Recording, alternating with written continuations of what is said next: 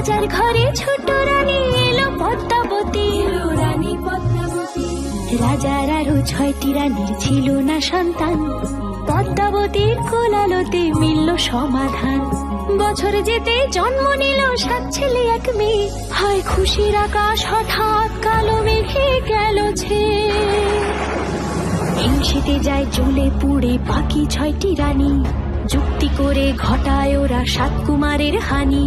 সুযোগ মতো 7 ছেলেকে মাটিতে দেয় পুঁতে, বাঁচে একা পারুল, ওরা পায় না তাকে ছুতে। ধাইমা বাজায় সেই মেয়েকে বড় করে তোলে, 7 ভাইকে পায় যে পারুল 7টে চাপা ফুলে। এত কিছুর পরেও রাজার বিপদ যে কাটে না, সূর্য নগরে সুখের সূর্য আর ওঠে না।